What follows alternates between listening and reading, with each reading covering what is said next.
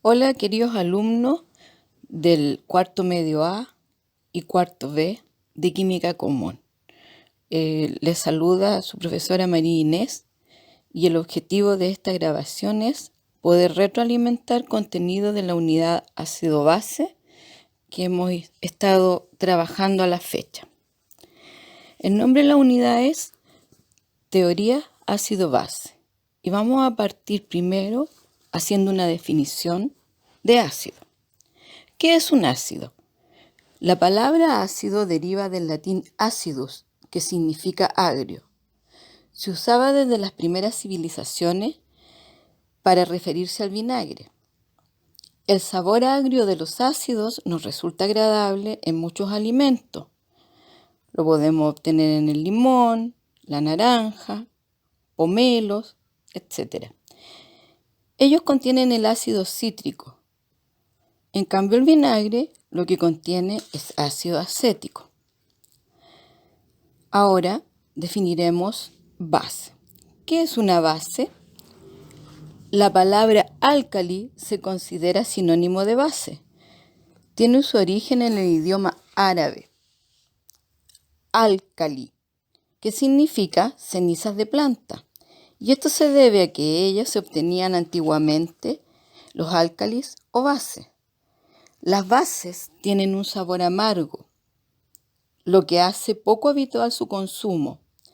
Sin embargo, aun cuando la nicotina y la quinina que se agregan al agua tónica contienen bases nitrogenadas, para muchas personas estos productos, esta sustancia les resulta agradable, en cambio para otros no. También podemos agregar entre las características de la base que son jabonosas al tacto y contrastan las propiedades de los ácidos. Se emplean en productos de limpieza, los que poseen amoníaco, también para disolver grasas y proteínas. Hay una base muy común que se puede comprar en la ferretería y que generalmente en las casas o en sus hogares la pueden haber ocupado. Recibe el nombre comercial de soda cáustica, pero corresponde al hidróxido de sodio, cuya fórmula es NaOH. También son base los medicamentos llamados antiácidos, como el carbonato de calcio y el hidróxido de magnesio. Antiguamente se conocía como leche de magnesia y servía para eliminar la acidez estomacal. Los ácidos y bases son esenciales para la vida. Todos los organismos vivos necesitan controlar las concentraciones de ácido para mantener la estructura celular y su funcionamiento. Por lo tanto, es súper importante que nosotros conozcamos acerca de los ácidos y las bases. La presencia o soluciones amortiguadoras de pH, conocida también como BAFTER o tampones, sirven para atenuar las fluctuaciones de las concentraciones de ácido y base. Para poder estudiar los ácidos y bases a través del tiempo, se generaron tres grandes teorías. Y estas son teoría de Arrhenius, teoría de Bronsted-Lowry y teoría de Lewis. Comenzaré primero por explicar la teoría de Arrhenius, que es bastante sencilla. Arrhenius planteó que ciertas sustancias, al disolverse en agua, formaban iones positivos o negativos, y que estas disoluciones eran capaces de conducir la corriente eléctrica. A estas sustancias que son capaces de conducir la corriente eléctrica se les llama electrolitos, y a las que no conducen se llaman, o las llamaremos nosotros, no electrolitos. Definición de ácido según Arrhenius. Es una sustancia que al disolverse en agua se disocia y libera iones hidrógeno. Ejemplo, HCl o ácido clorhídrico, que se puede disociar en hidrógeno más más cloro con carga negativa.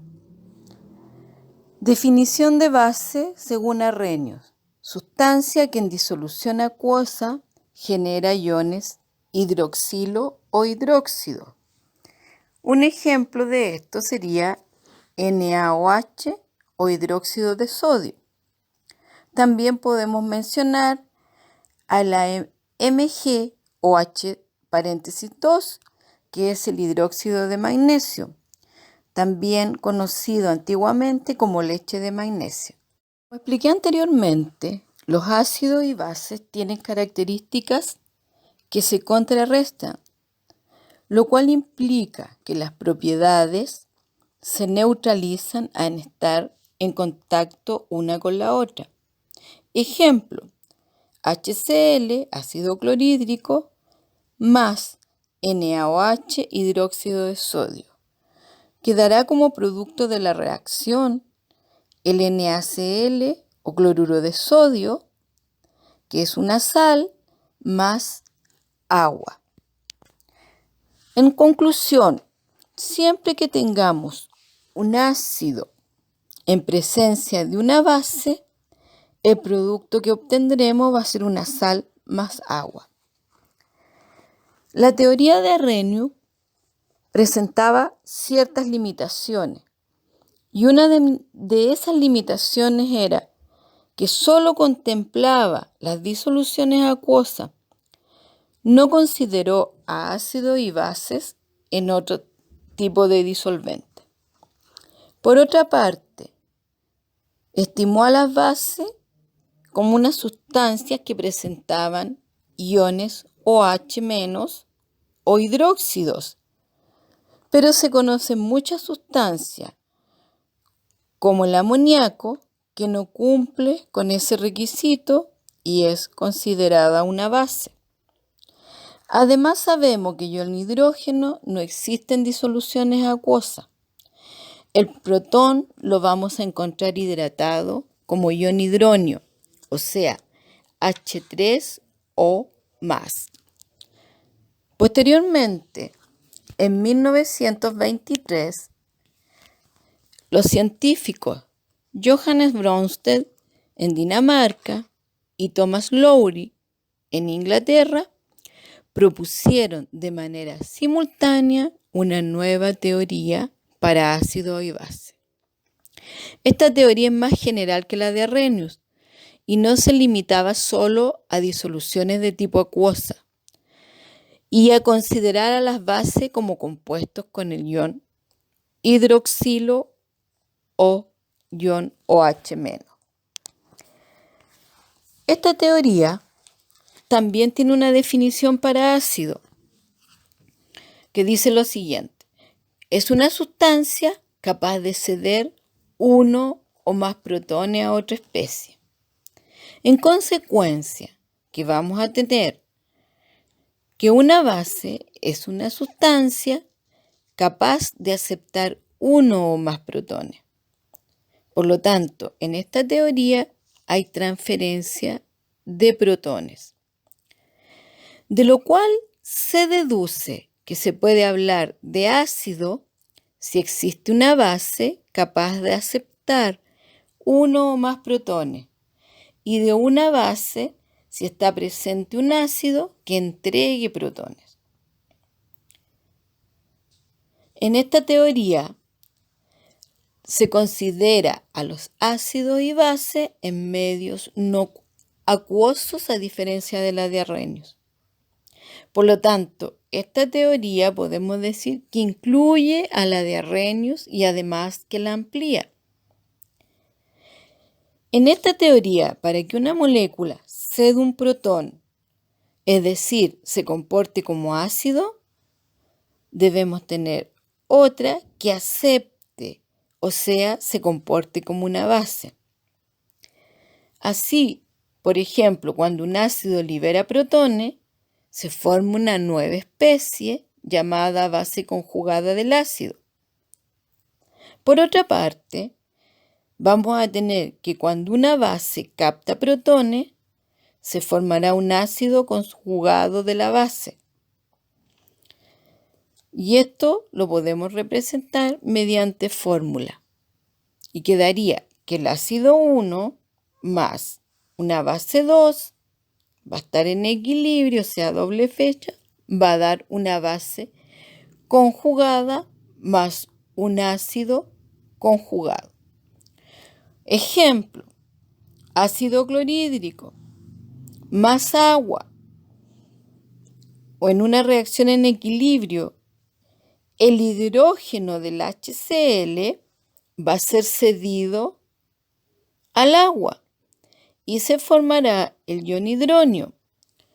Como el HCl, que era un ácido inicialmente, cedió un protón, quedará como Cl-. O sea, este ácido, que es el HCl, va a tener la base conjugada, que es el cloruro.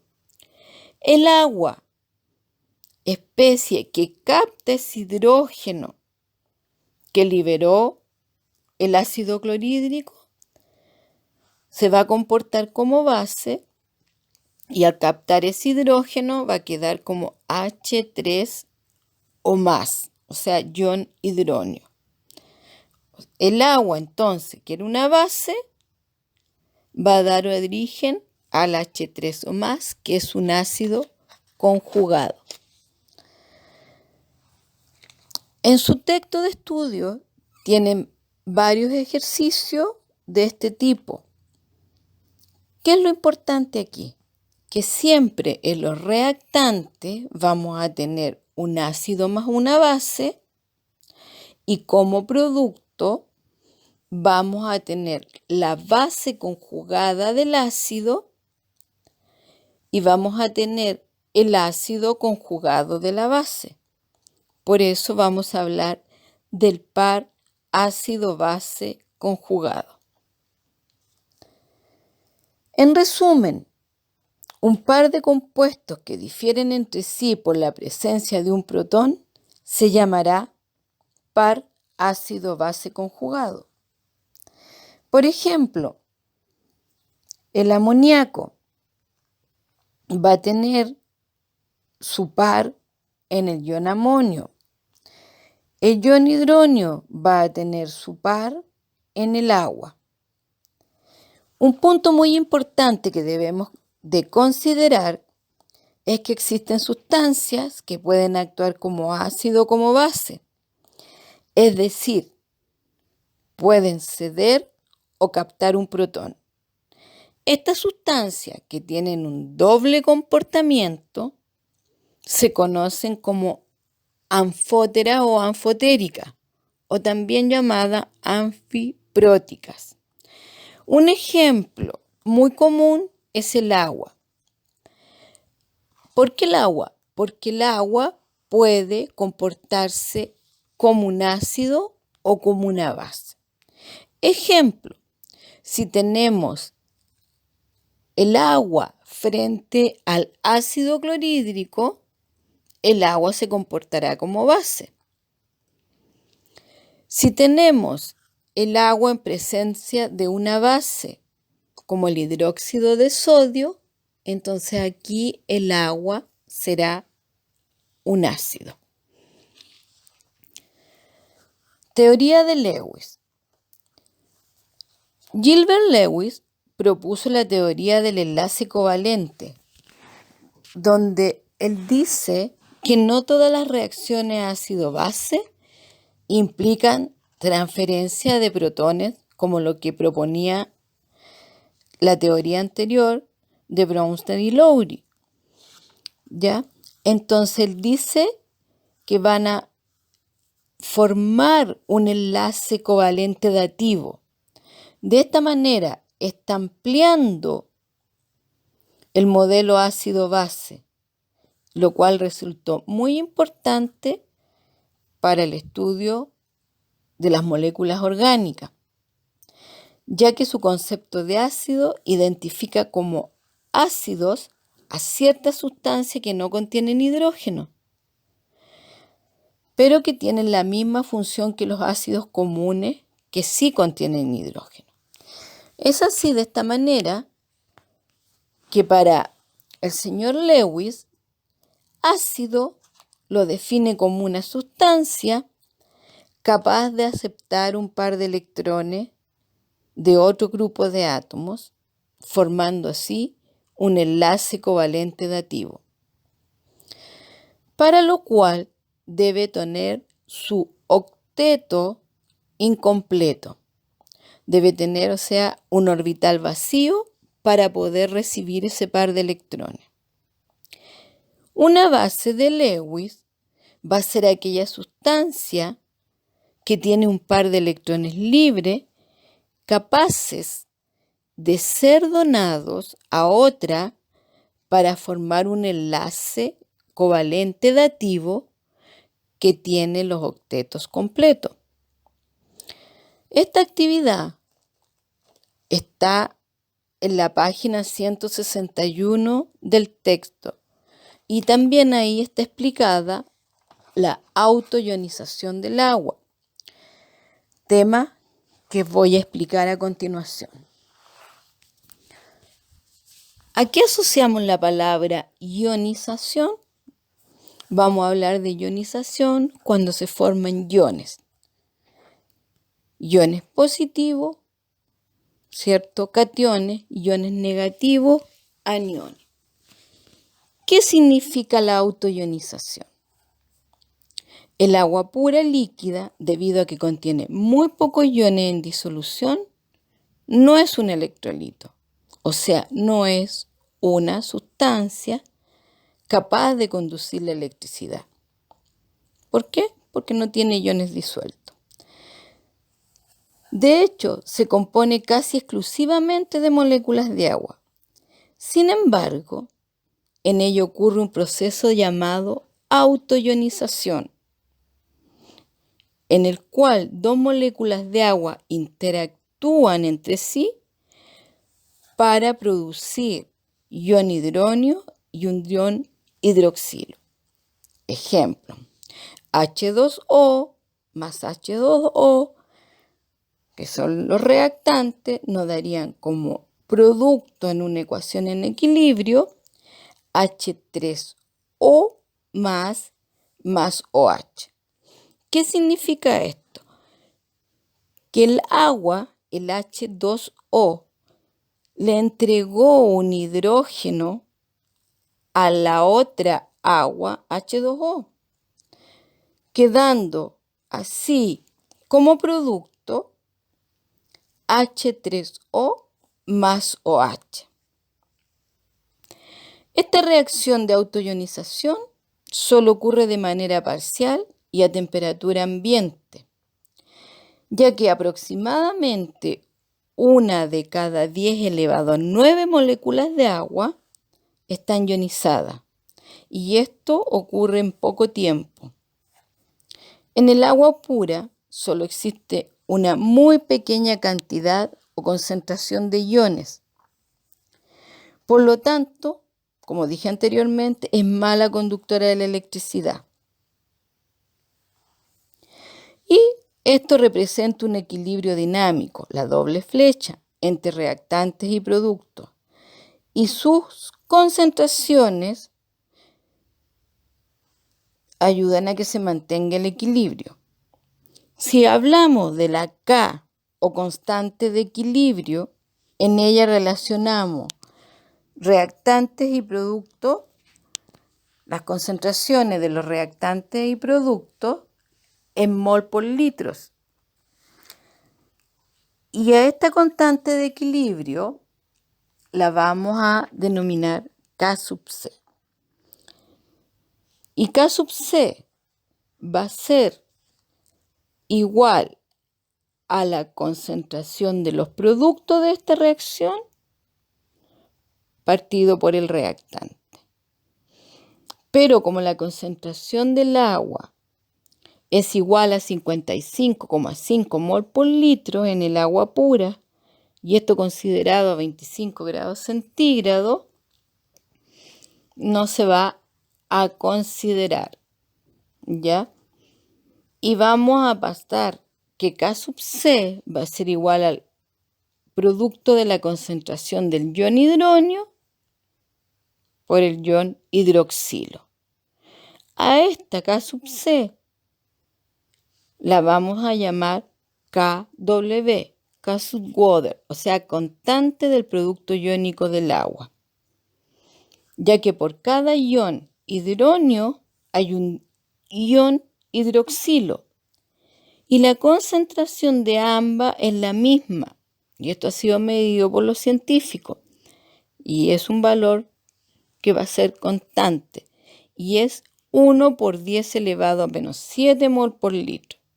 Entonces podemos decir que la constante del producto iónico del agua, que es igual a la concentración de hidronio por la concentración de ion hidroxilo, va a ser igual a 1 por 10 elevado a menos 14 a 25 grados centígrados. ¿Por qué? Porque en potencia de igual base se conserva la base y se suman los exponentes. ¿Qué significa esto? Si tenemos que la concentración de hidronio es 1 por 10 elevado a menos 7 y la de OH 1 por 10 elevado a menos 7, ambas en moles por litro, conservamos la base 1 por 10 y sumamos los exponentes. Menos 7 y menos 7 nos da menos 14. Esto es súper importante, ¿ya? En la mayoría de las disoluciones, la concentración de estos iones no son iguales y tendríamos lo siguiente. Si la concentración del ion hidronio es mayor que la concentración del ion hidroxilo, hablaremos de una disolución ácida. Si tenemos que la concentración de hidronio es menor que la de OH, la disolución será básica. En el siguiente caso, si la concentración de hidronio es igual a la concentración de OH, como están igualadas, la disolución será neutra. Bueno, espero haberles aclarado un poquito más, como les dije, en el texto de estudio que ustedes tienen, que es el texto del ministerio, está explicado todo paso a paso y hay ejercicios tipo. Ahora, como actividad, es la misma que yo envié en la guía para los alumnos que están trabajando online y que corresponde al desafío de la página 161, las actividades 1, 2 y 3. ¿Ya? Les deseo lo mejor, espero que se encuentren bien, que se sigan cuidando y un abrazo muy grande en la distancia.